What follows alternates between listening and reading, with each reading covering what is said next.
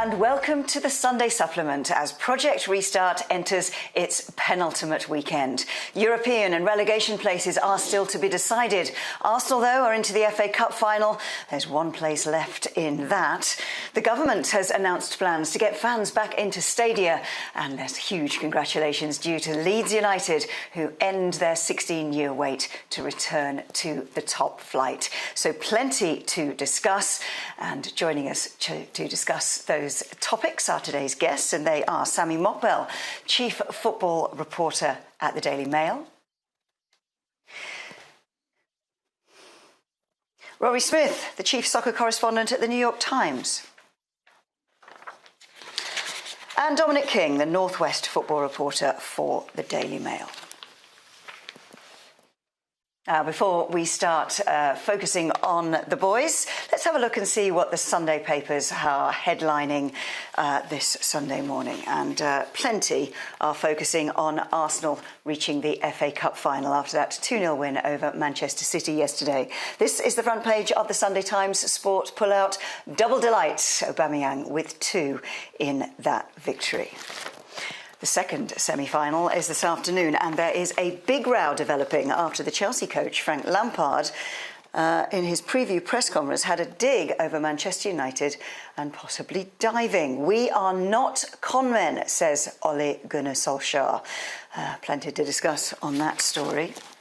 Leeds United are back in the Premier League after 16 years. All the Sundays with pieces on this after the promotion of the Yorkshire Giants. Leeds get the golden ticket. This is the Mail on Sunday and a special report by Ian Herbert.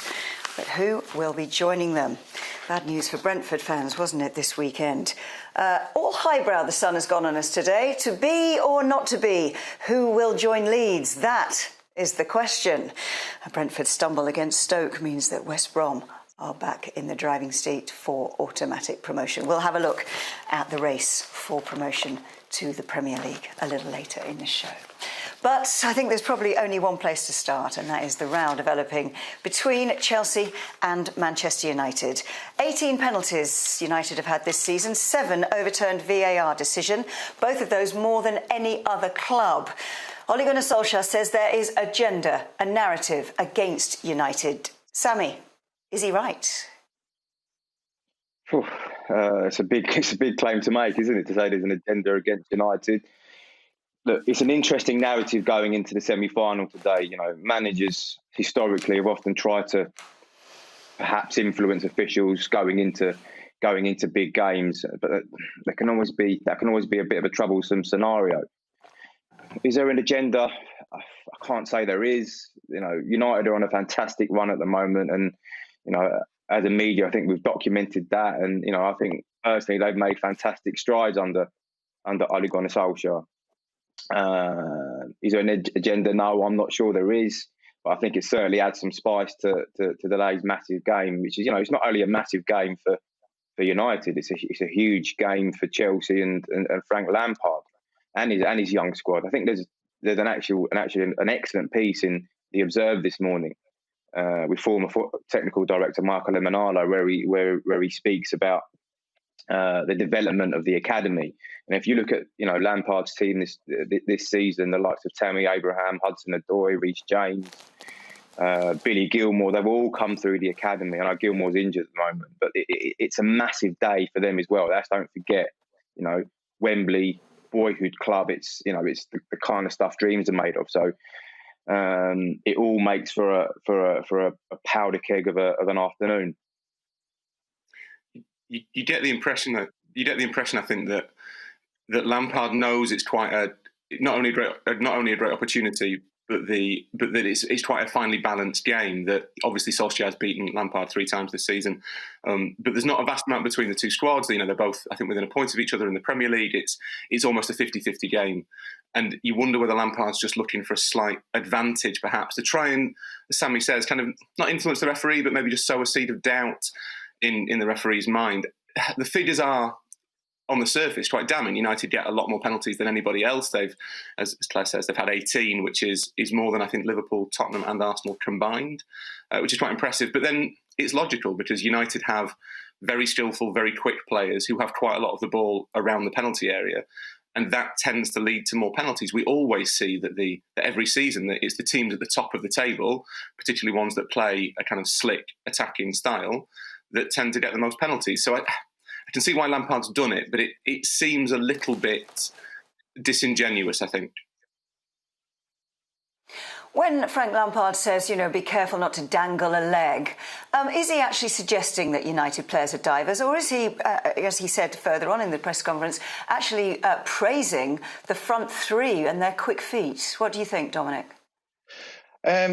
Well, there's the incident that sticks in my mind about all this is the Bruno Fernandes at Villa Park when Ole Gunnar Solskjaer basically thought it was a foul, when everybody in the country who saw that game and saw the incident realised that it couldn't have been a penalty. And then on Thursday night, I think, in the game against Crystal Palace, when Solskjaer was asked about the contentious issue with Wilfried Zaha, when he looked to have had a clear VAR penalty, he said he didn't see it. So you just wonder whether it's managers just sort of a little bit of needle. I think Frank Lampard would have absolute maximum respect for Manchester United, and he will be worried about the threat that they pose.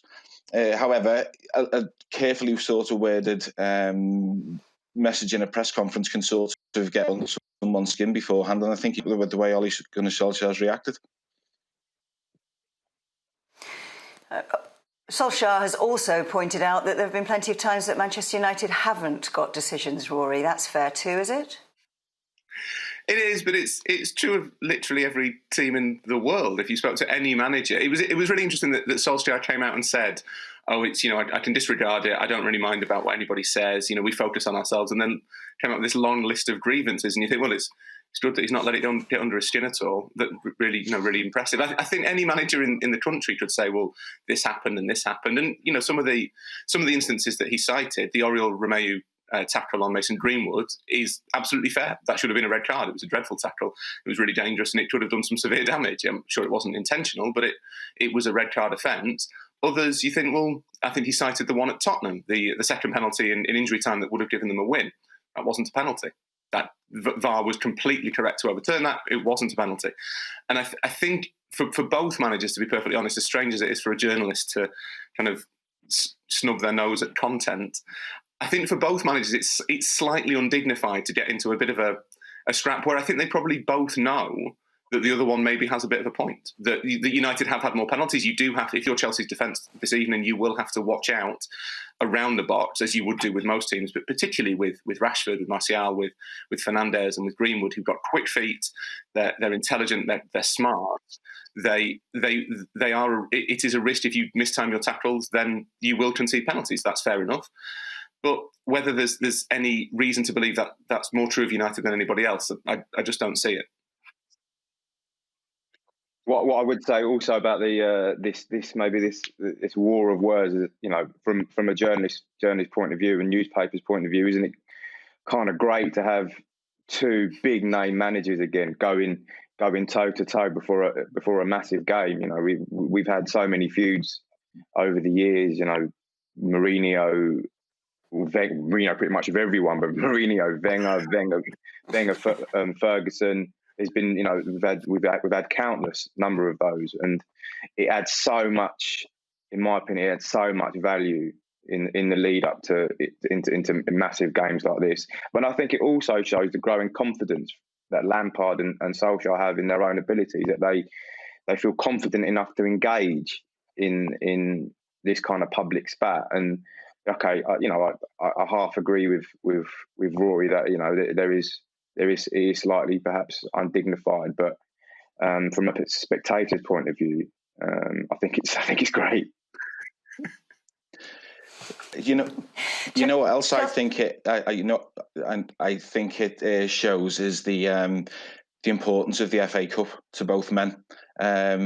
you can see if their emotions are at a heightened sense and what they're saying. They realise what a massive opportunity is this game is for them to get to a final, to win a piece of silverware so early on in their reigns would be huge for them. And I just think, the closer it gets to a big game, the more the emotions come through, the more you can see it means to them. And I think this is just another sort of strand of the narrative overall. Arsenal are already in the FA Cup final. Now, 2 weeks ago, there was almost universal criticism of Arsenal. Since then, they've beaten both Liverpool, they've beaten Manchester City. What's changed, do you think, Rory? I wonder, to be honest, if part of it is a response to the criticism, that old sort of standard of the siege mentality maybe being applied a little bit.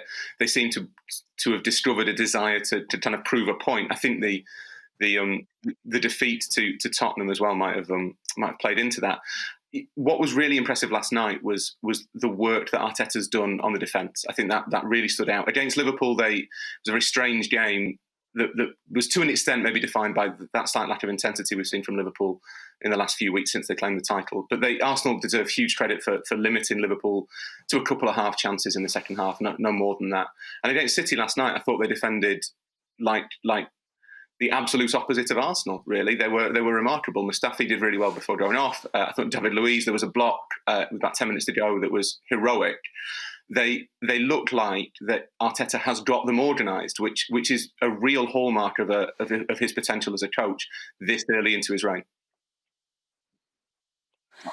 I'd echo what Rory says there. I think the biggest compliment we can pay to Arteta is they actually look like a team now, and they are heading in a direction, and as we can actually see what he's trying to achieve there. Whereas under Unai Emery, I don't think that was necessarily the case. The players obviously believe in the ethos and what the manager is trying to implement there, and there's a lot to be said for that. The game, even the game against Tottenham, they were, in my opinion, sort of the far better side, and it was billed as a Mourinho masterclass at the end of the game. At the end of the game, they snatched a 2-1 win when really Arsenal should have had that game wrapped up well in advance of that, because they dominated for large sections of that game. But yeah, I think Arsenal are certainly moving in the right direction. What will be important now moving forward, particularly once a season in the close season, is recruitment. Can Arteta persuade the board to give him the right sort of funds to get in the right sort of players? I'm not necessarily sure that's definitely going to be the case, but I think we've seen from a couple of interviews this week that Arteta's given, is that I think he's starting to slowly apply pressure on the board to ensure that money is available. So it'll be an interesting dynamic ahead of next season. It's a good point that Sami makes that about Mikel speaking out this week. I remember him when he was a player at Everton 10, 15 years ago. And he was never afraid to speak his mind towards the end of a season. He always wanted to see the team get better. And if it meant speaking out or saying that, we need players to come in this summer to help us, he would say it, which was unusual at the time. It didn't always necessarily go down well with chairman, with the manager and whatnot, but he was that constant sort of desire to improve, to get the best out of him. And this week, I don't think you can sort of underestimate the importance of a manager sort of applying pressure to a board now, because people tend to be, unless you're talking about the real top tier managers who the European, the real high level.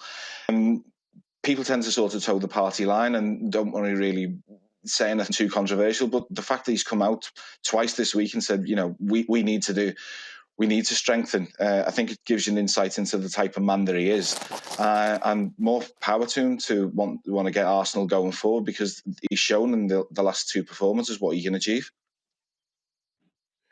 I think it goes back to what Sami said about Lampard and Solskjaer being prepared to kind of speak their minds in public. It's the same with Arteta.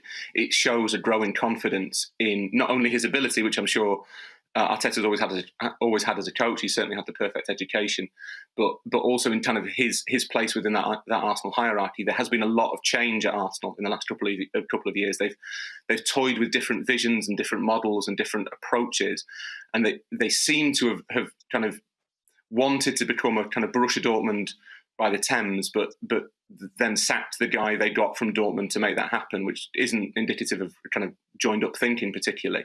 And I wonder if Arteta's seen that what the club needs really is a clear vision of what it wants to be. And once you have that, you can then start to work properly. And he's chosen the perfect week to make that power play, because this is a week that really establishes his identity, his authority as Arsenal manager. Arsenal are into the FA Cup final, so defeat for Manchester City yesterday, but a huge win for them earlier in the week. Up next, we'll be discussing financial fair play and where we go from here.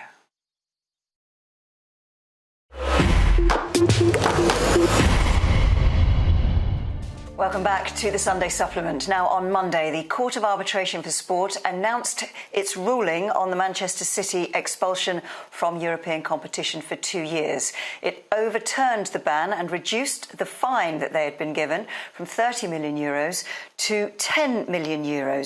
Rory, were they exonerated? That's a tricky question to answer, Claire, because we still haven't seen the full kind of written reasons behind CAS's adjudication.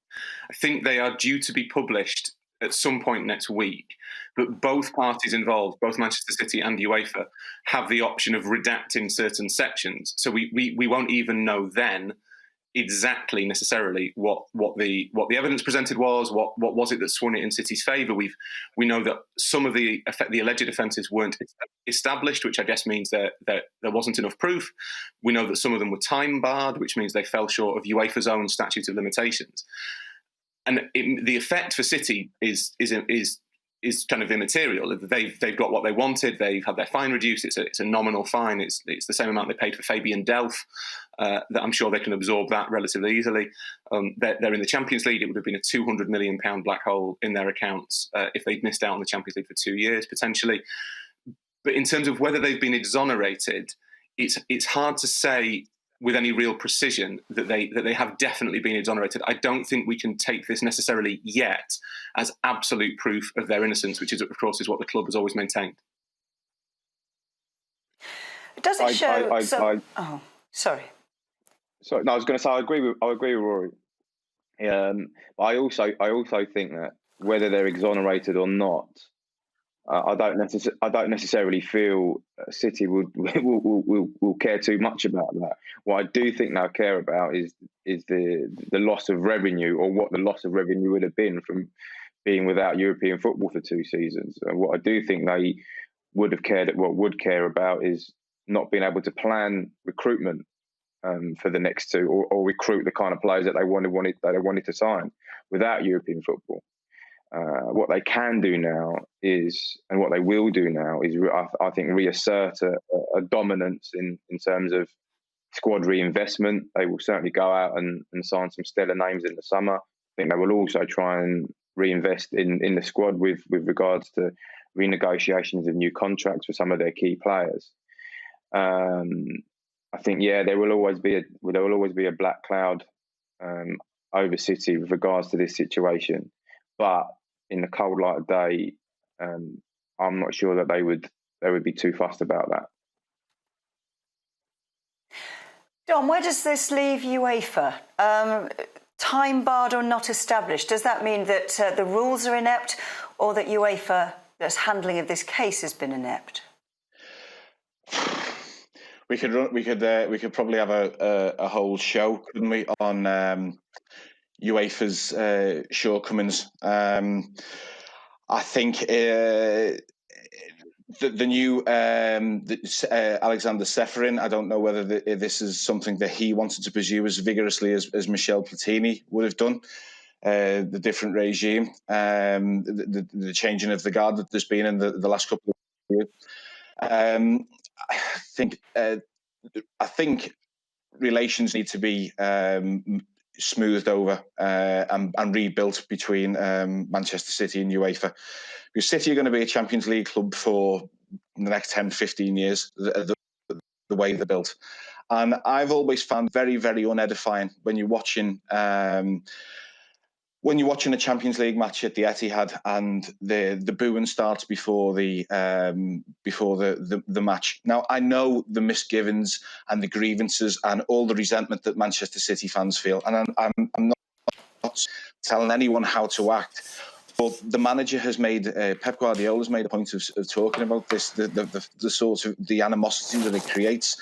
It doesn't create the sort of the special atmosphere before a game. They need to just put it in the past now and move on.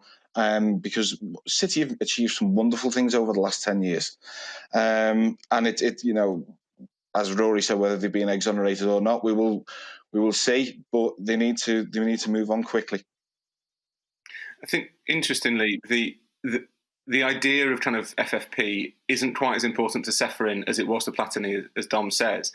Ceferin's big thing is competitive balance. He's really worried about the fact that if you look across Germany, Italy, France, to an extent Spain, and then further down into kind of Greece and Belarus and countries like that, that the same team wins the league every year. He's Ceferin Slovenian. I think it's happened in Slovenia with Maribor.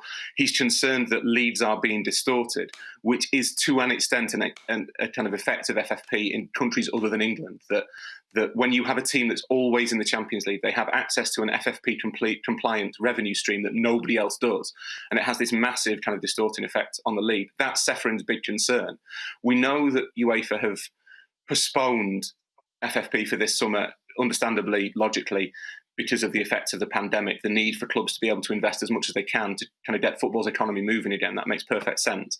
That is a green light for three clubs in particular, Manchester City, PSG and Chelsea, if Roman Abramovich decides he wants to invest as much as they want, basically, in playing.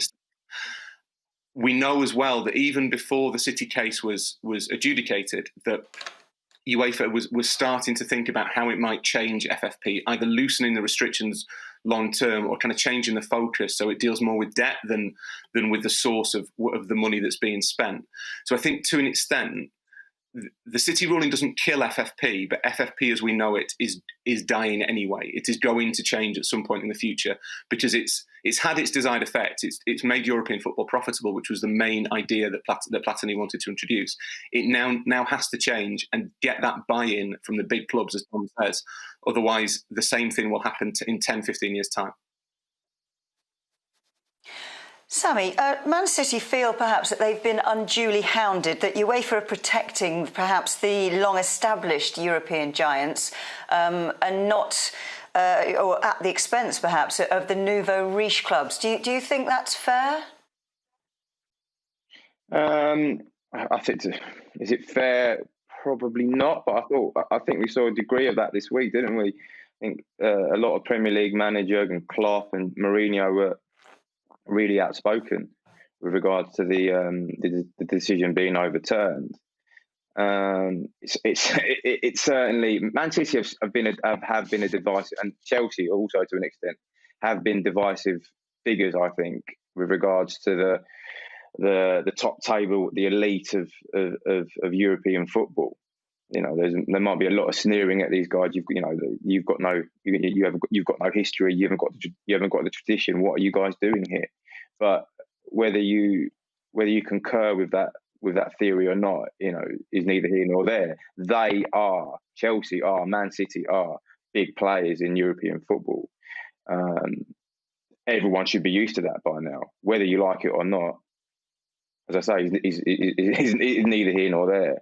They, as Dom rightly said earlier, Man City will be a Champions League club for the next 2 decades. There's no running away from that. They've got the finances. The way that club built means that they will be there. I understand perhaps some of the angst from other clubs. That might be just because they're a little bit concerned about or they'd be very concerned about the kind of financial might City have got, and then they can go and sign, pretty much any player that they can set their mind to. So it's I understand. I understand the clubs, and the clubs is sort of Have City been let off here, but I don't think it would really bother City that much.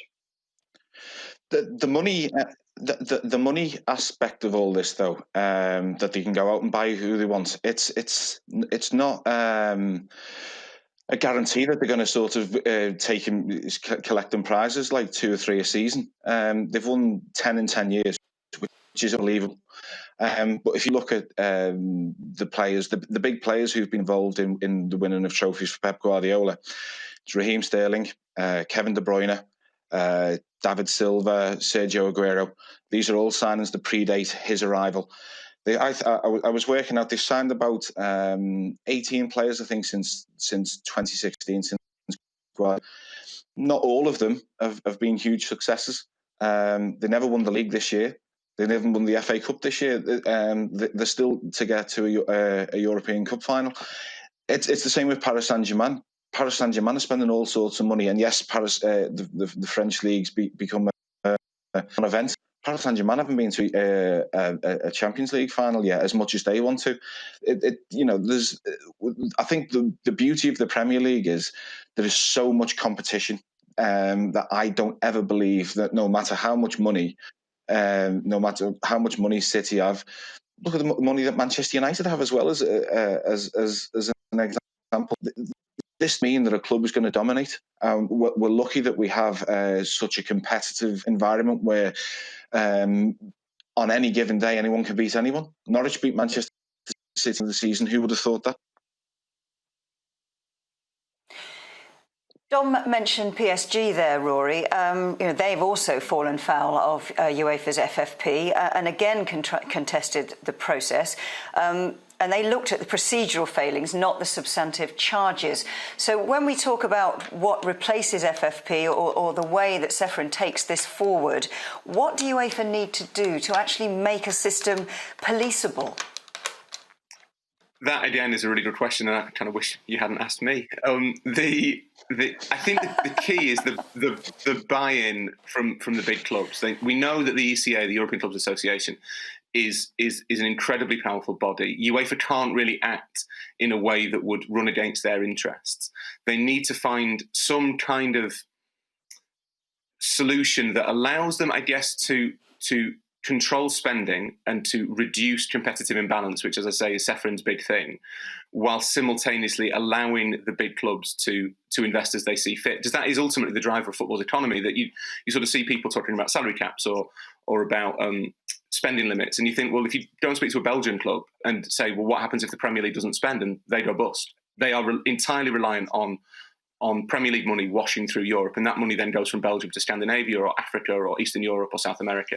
That's how football's economy works. It is trickled down. It's not perfect, but that is what you need to maintain. I think the really interesting thing with PSG is that PSG and Chelsea have, over the last few years, despite being kind of Arriviste clubs, have established themselves in UEFA's hierarchy, in the ECA, in all of these bodies that rightly or wrongly kind of run football. Manchester City haven't done that, or haven't been able to do that, despite bringing people in from Barcelona, Chichi Begiristain, and above him Ferran Soriano and Omar Barada, who I think is the CFO. They've all got experience in the kind of the power echelons of European football, but City remain kind of semi-ostracised at a European level, not necessarily at a Premier League level. And I think that actually is a failing of Manchester City. You have to play the game to an extent. You can't set yourselves up as this kind of insurgent power who can do anything you want when the game's interests are kind of distrust in those closed rooms, those closed corridors. That's not necessarily right. But I think that's something maybe City have to think about, is how can they rebuild, as Dom says, their relationship with UEFA? Because ultimately, City can't go and set up a European competition on their own. They're going to have to work within the structures of UEFA. And there's no point. This hostility is kind of pointless on both sides. Sami, there has been a meeting, hasn't there, between the UEFA president and the president of the chairman of Manchester City. Do you think that Man City accept that they need to make these overtures? I think so. I think Rory's, again, I've agreed with Rory about 5 times in the show. That's never happened before. But never agree with me, will you? But no, Rory spot on. I think, City can't be viewed as a black sheep within, the hierarchy of Europeans' elite clubs. They are one of the main players, and they have to act as one of the main players. So that means getting round the table with the powers that be to build bridges and to build relationships. Otherwise, kind of, where's the end point? What's the point? The infrastructures at City, it's all there. Everything's in place for them to go on and be a absolute European superpower. I think obviously we will need what City need is to go and win the Champions League, and then I think from there they will soar, and they will continue to build and build, and Pep Guardiola or whoever the manager may be in the next couple of years can go on and build a Manchester City legacy. But yes, I certainly think that bridges need to be built and relationships need to be nurtured and cultivated. And we ran a story in our paper this week by Mike Keegan that suggested that the City and UEFA have held peace talks, and long may that continue. I hope that can continue, and I hope that relationship can be repaired. And it will only help City in the long run. And I don't know how other clubs or other supporters would feel about this, but I certainly want to see City up there year in, year out as one of the, as in the semi-finals or the quarter-finals, final of the Champions League, because from a Premier League perspective, certainly the more the merrier. We want as much success as we can get. Now, when we come back, we'll look forward to a time when fans will be allowed back into sporting venues following the government's announcement this week.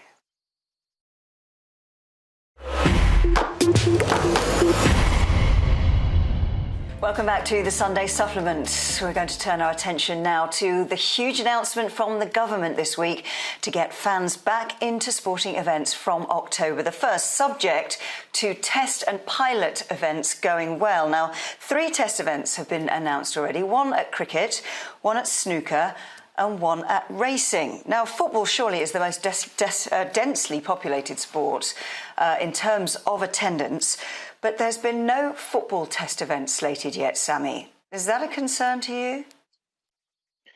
No, I don't think it is. I think we know we're not going to have any games with fans, between now and the end of the season, which is obviously just a week away. Potentially, there is an opportunity for the Community Shield, I think, which has been penciled in for late August, to be used as a test event. So we'll have a clearer idea then of the success and the potentiality of actually having fans in place at stadiums for the start of for the opening weeks of the Premier League season. A lot will rest, as you say, on the test events during the close season, the snooker, the horse racing, the county cricket. But there is certainly a will from the government. There's certainly a will from the Premier League to have fans in, I say, between 25 and 50% capacity of stadiums open for the opening week by October the 1st for fans to return. There's a lot of issues obviously still to be resolved. There'll be issues over how tickets are distributed. That will be a contentious issue for a lot of fans who will feel that they want to be there once the doors reopen. There's going to be a lot of disappointed supporters who are going to be left behind there. So there's a number of problems. There's transport might be an issue. How will you ferry supporters to and from games, particularly with supporters who don't want to be on public transport. The arrival and departure times of supporters, from what I understand, the arrival of fans and departure of fans will be staggered. So there's going to be a lengthy process with regards to that. Where we are at the moment, clubs are devising their own procedures and their own plan in conjunction with the Premier League, but they don't have a lot of time to implement those. I know there's a consultation process has started now. From clubs with fan groups and their supporters, with a view to formulating a plan, hopefully potentially by the end of this week, if not then by the start of next.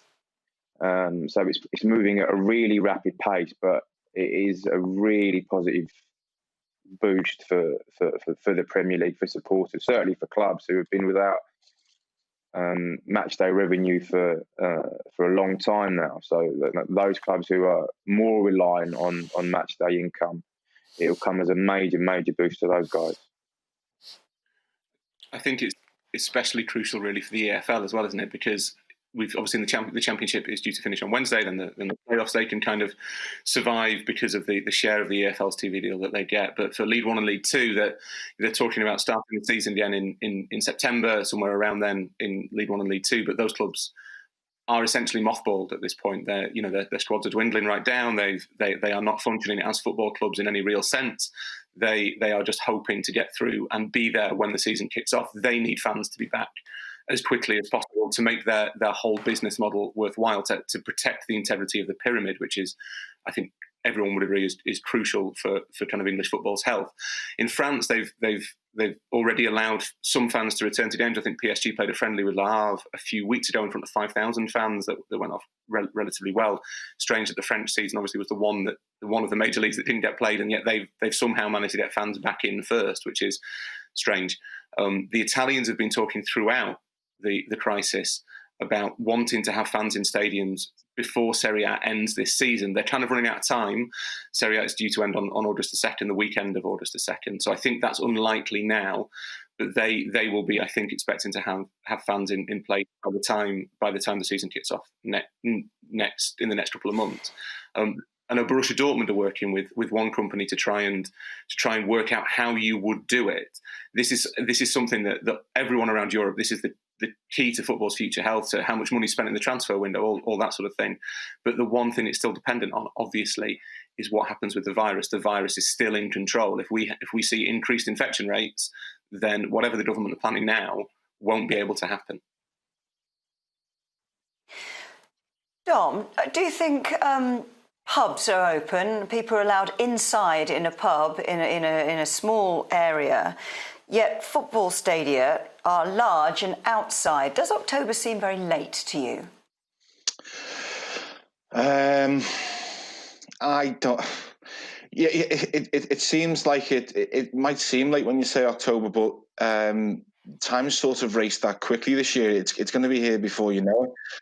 I'm not sure. I'm not sure that people are still going to be comfortable going in huge numbers at the minute. I mean, it's going to be fantastic to get supporters back in the stadiums, because the whole sort of experience of being at a football match is alien at the moment.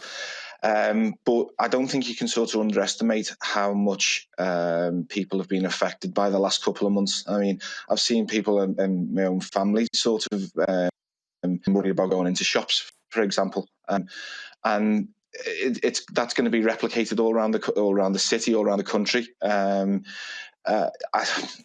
I would be of the opinion that I would be inclined to start the season in November if it was possible, just to sort of buy a little bit more time to make sure that everything was. The track and trace and test, that system was improved. But no, I mean, yes, the outdoor nature of football would suggest there wouldn't be, problems that you would get in pubs. But the social, how are people going to really be able to social distance properly at a football match? I'm not too sure. One of the things that fascinates me, and Sami may know more on this, is presumably you'd expect fans to be asked to turn up wearing face coverings, as is being advised on public transport. This is going to be compulsory in shops from, I think, next week. But how do you match that up with the need to police football? If fans are going into stadiums with face coverings on, the vast majority obviously would be doing it out of respect and behaving impeccably, as 99.9% of football fans do. But that to me would be a slight obstacle to gathering larger numbers. I think most stadiums could cope with, as Sami says, between a quarter and a half full with social distancing in place relatively easily. I know in France, the PSG game, I think you were allowed to sit with your family members, but then there had to be a gap between groups of different groups of different people who didn't know each other. That was the way they implemented it. You kind of went in your bubble and stayed in your bubble. But how you do it from a policing point of view when everyone has to have their face covered, I don't quite know. I think there's, Rory makes a good point about the face coverings there. There's a lot of planning. There's a lot of discussions that still need to be had, and that, as I said earlier, that consultation period has begun. But there are a lot of apprehensive supporters. That's make no bones about that. But I also think that there are fans who are absolutely itching, and rightly so, to get back to watch their teams, because let's not forget, this is such a massive part of their lives and their families' lives. It's passed down generations. It's meeting in the pub at 1 o'clock, having a few pints, and then going down to the game. It's a family rites of passage, and that's been taken away from supporters for the past 4 or 5 months. So there are hardcore group of supporters who are desperate to get back into that routine. So it will be interesting to see just in what kind of guise football will return with supporters. But I also think that supporters will be there'll be a group of supporters willing to do anything it takes, face masks, anything possible, to make sure that they can be back in their seats for the early part of next season. Sami, I know you've written a piece on this. What are the guidelines that the government are looking for from Premier League clubs to allow fans back into stadia? It's obviously the biggest thing is the social distancing. From what I understand, when you're at your seat, you can police that pretty easily. You can make sure there's enough space between spectators to ensure that people are socially distancing. Where the problems will occur is on the concourse. How can you guarantee people will socially distance? How can you guarantee people won't congregate in large bunches and large groups like they usually would ahead of the game? So that's where the problem lies, and I think that's where the government will lean on Premier League clubs to look to ensure that. As I said, there is a consultation process with fans that has started and is underway and should be concluded by the end of this week. So we'll know a lot more then. But ensuring fans are socially distancing at pretty much all times to and from games will be, I think, the biggest factor that clubs will have to consider moving forward. So it seems to me that the government trusts people in pubs to use their common sense, but doesn't trust football fans, and insists that we put measures in place. That doesn't seem fair to me. Let's move on to another change for next season that could come in, and this is the idea of the 5 substitutes considering. FIFA and IFAB have said that this can be allowed. UEFA have said there'll be only 3 substitutes in their competitions. The Premier League have yet to decide. What do we think about 5 substitutes for next season? Rory, start us off. Well, I think it's not desperately surprising, really, that FIFA and IFAB have made the recommendation. We know that next season will be condensed, and IFAB's main concern, I think, was player welfare, was not overloading players. And it's been interesting in the last few weeks to see that a lot of managers have used it, I think, to manage the time that players are on the field, just to give them that chance to kind of not run the risk of injury. That's really important. That won't stop being important next season. The danger of it is that it is just yet another rule change that favours the bigger teams. It encourages, on one level, it obviously allows teams who've got bigger squads, stronger squads, to use more of that squad, which makes it more likely in any given game that quality will tell. Eventually, that resources will tell. It makes the relationship between money and victories even more explicit. But on a kind of deeper level, I think it encourages teams to buy more players effectively, to stockpile talent, to go and think, well, if we can name 9 substitutes every game, we can keep an extra 2 players happy by including them in the matchday squad. We can give more people more game time, which means we need more players, which means we need to go out into the transfer market and take players off smaller teams, which concentrates the talent, which kind of increases inequality. So I think as a long-term measure, it's a really, really bad idea. You can make a case that it kind of works for next season as it's worked for this. The danger is that if it's in place next season, everyone will get very used to it, and then it will just exist in perpetuity. The most profound example I've seen of the substitutes having an impact on a match was Liverpool against Aston Villa a couple of weeks ago, when Klopp had made some changes and whatever, and then he freshened things up on the 60 minutes, put 3 players on, and then from 0-0, Liverpool ended up winning 2, were quite comfortable. And Dean Smith, after the game, was exasperated about it all. Obviously, with the ramifications they had for Aston Villa, how hard they'd worked to try and get a point when they're trying to stay up. And he was very outspoken after the match about it. And he said it was something that Chelsea, the whole idea was brought up by Chelsea. But as Rory's just said, it's another rule change that I don't like. And the other thing is the drinks breaks. I hope the drinks breaks, we don't see the drinks breaks continue after the end of the season. They've served the purpose for the first couple of weeks, but I don't think they need to stay by any stretch.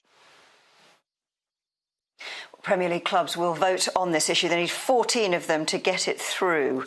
And joining that vote next season will be Leeds United, whose promotion to the Premier League is now confirmed. We'll look at that achievement and talk all things Championship next.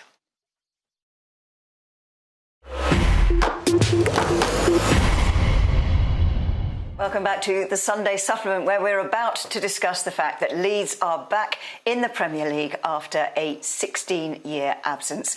My guests today are Sami Mokbel, the chief football reporter from the Daily Mail; Rory Smith, chief soccer correspondent at the New York Times; and Dominic King, the North West football reporter at the Daily Mail. So Leeds United will be back in the big time next year. They are promoted as champions. Dom, start us off with this. Where should the credit go? Oh, it's got to be the manager. I had the pleasure of going up to Leeds twice this week. A piece from outside the stadium on Tuesday after Jack Charlton's sad passing, speaking to some of the fans outside, and just the depth of feeling for what was at stake for the club. And Rory and I were both there on Thursday night for the game against Barnsley. And what a wonderful story it's been. But watching Bielsa over the last couple of weeks, I also the Fulham game. There's been something brilliant. Obviously, we want fans back in the stadium. We have to say that, but there's been something fascinating about the empty stadiums and watching a coach at work. And Bielsa on Thursday night was absolutely manic, to the point, tweaking and changing, making altering the formation, just absolutely non-stop. But what he's done over 2 years, taking a team that was mid-table in the Championship, sort of drifting, getting them into the playoff semi-finals last year and then taking them up as champions this year has been absolutely remarkable. They play wonderful football. What an addition they'll be to the Premier League once stadiums are safe to go back and be full. Ellen Road for a Premier League game next year will be it's just brilliant to see them back in the division. Dom's had the pleasure of being in Leeds for 2 weeks. I have the pleasure of being from Leeds, which is an honour that you can't mistake. It was fascinating watching Bielsa. That there was a 5-minute period towards the end of the first half where he obviously decided things aren't working. So he got Gaetano Berardi to play at right and left back for a bit, which was an interesting tactical choice. I think Ben White moved from midfield to defence 4 times in the space of about 10 minutes.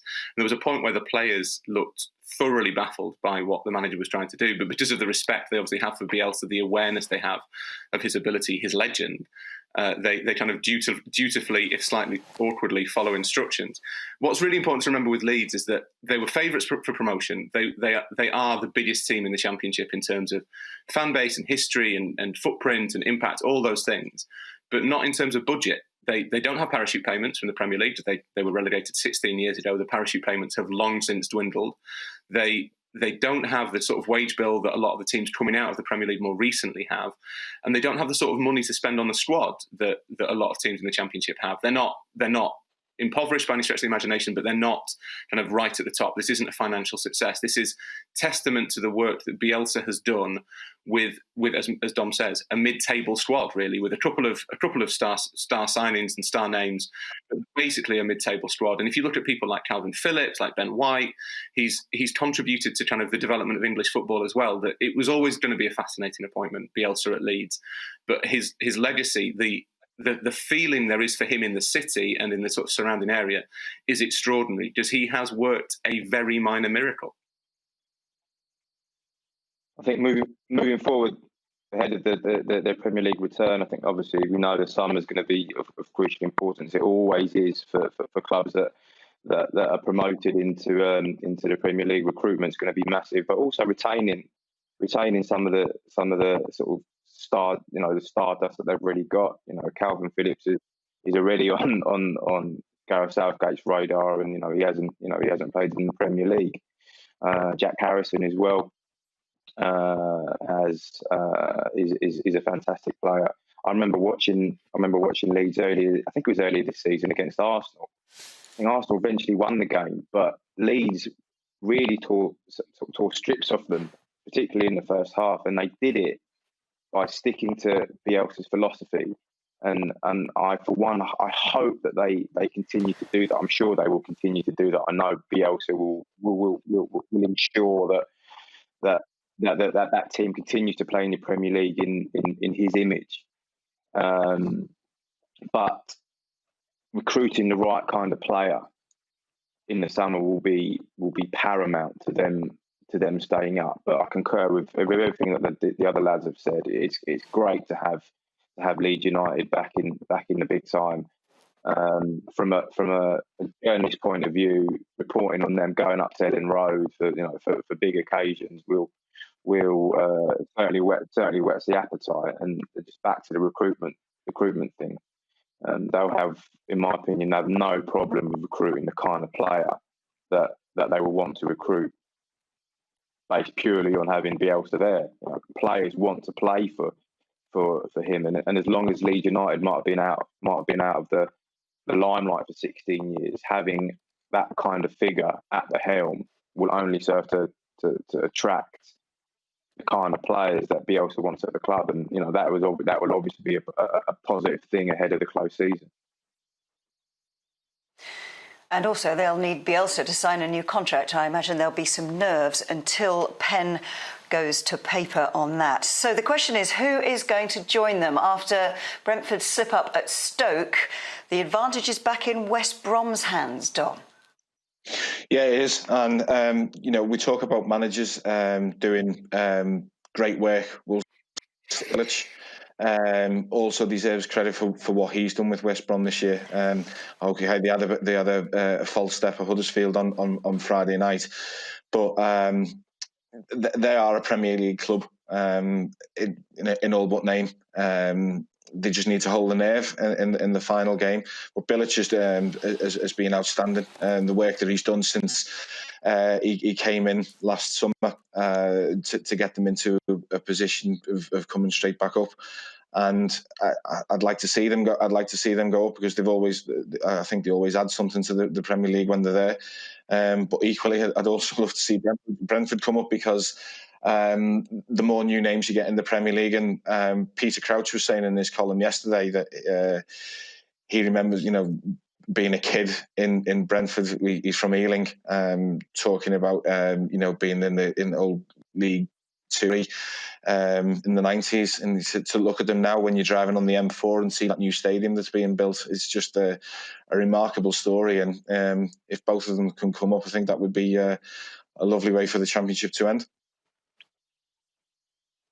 what I'd say about the West Brom situation is that I think you fear for them. If they don't go up automatically, you can see the wheels coming off, being so close to automatic promotion and then not getting there. We've seen it so often, haven't we, in the playoffs, that you just lose 5%. You're so disappointed that you go into the playoffs on a bit of a low, and then that can have major ramifications for those games. So they don't go up automatically. I would suspect that they will find it increasingly difficult in the playoffs to get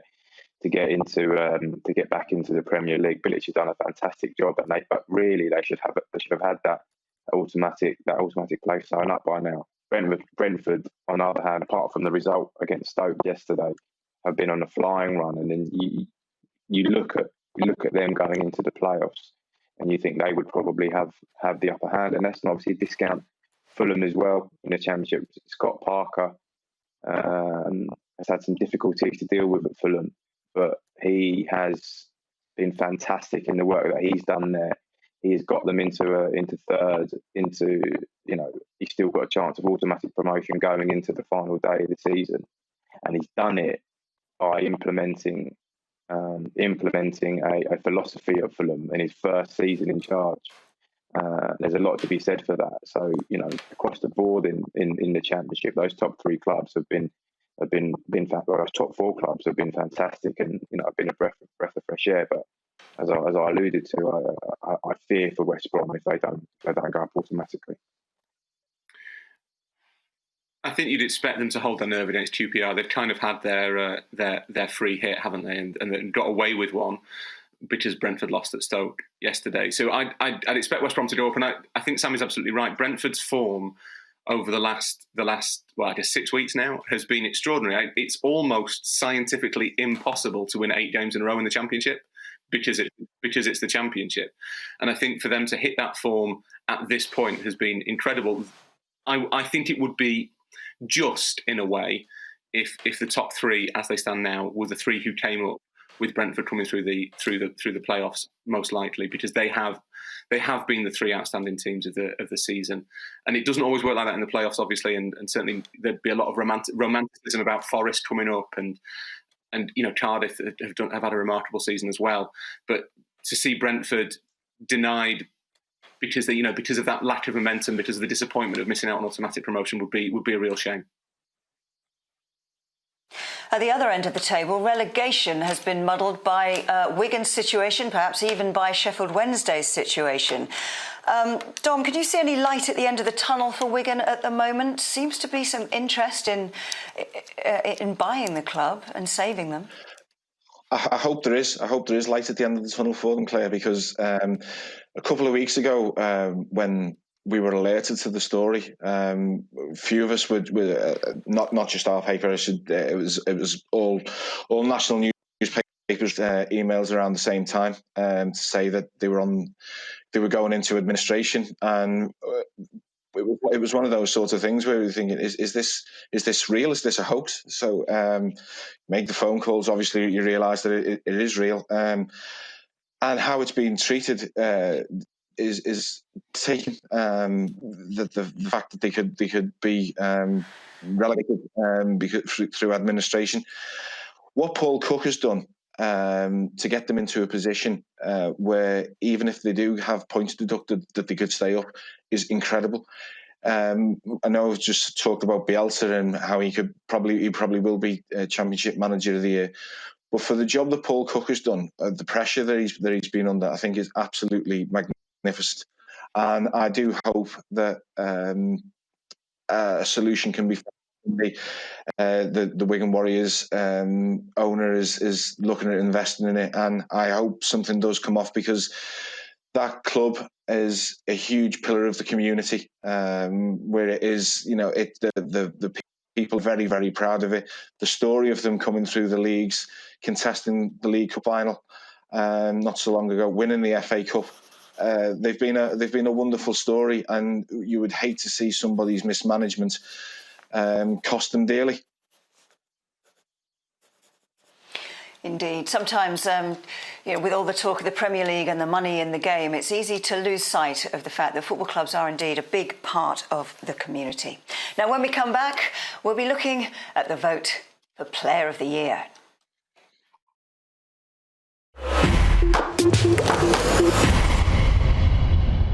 Welcome back to the Sunday Supplement. With just a week to go now on Project Restart and the end of the Premier League season, the football writers have been voting for their Footballer of the Year, and that's where we're going to turn our attention now. Dom, who did you vote for? Well, this is the part, Claire, where my Twitter notifications will be exploded by the time I come off the call. But Jordan Henderson. Ollie Holt has done a column about it today, and I believe he's been the outstanding performer for Liverpool. He's been man of the match in all the big games. The intensity that he provides in driving the team forward, the standards that he sets every day in training. I just think he's been the performer, and that's without me even mentioning the stuff that he's done with the Players Together campaign. I think he's been an absolute credit, and that's where my vote went. Sami? I've actually plumped for Sadio Mane.